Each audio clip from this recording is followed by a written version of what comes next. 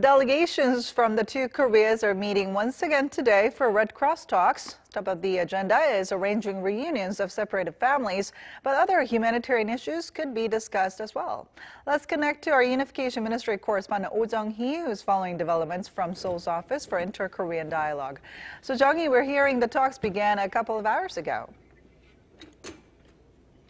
Hi, Jiyoon, you're right. The talks began sharp at 10 a.m. Korea time, just as scheduled at Mount Kumgang in North Korea. The general meeting actually came to a close already at 10:45 a.m. That's just over an hour ago. And we're hearing now that there's a separate 2+2 meeting between the leading delegates of Seoul and Pyongyang. South Korea has sent a 4-member delegation led by the president of the South Korean Red Cross, Kyung-seo. North Korea has a 3-member delegation led by Park Yong-il, the vice chairman of the North's Reunification Committee.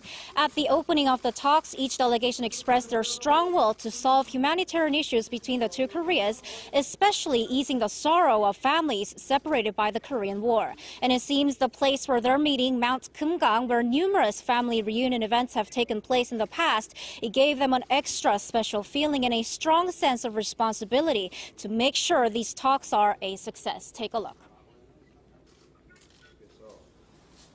Even if today's talks are only a day long, if we approach them with sincerity, I believe we can discuss a lot of things. We should seize the vital force from Mount Kumgang and resolve the agony of the Korean people.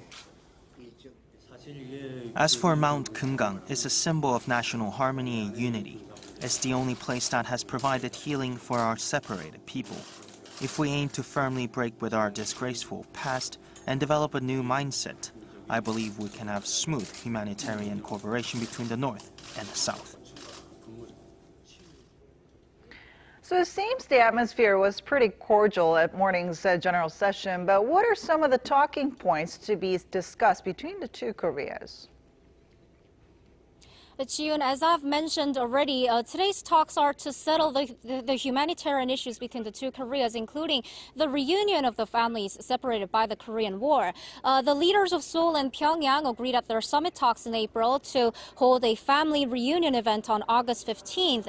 That's National Liberation Day. So it's highly likely that the two sides will try and rubber stamp the schedules for the reunion event. And if that event takes place, this will be the first time in 3 years since the last event in October 2015. Over 132,000 people are registered as separated from their family members, but among them, only 56,000 are still alive, and among those, 85% are over 70 years old.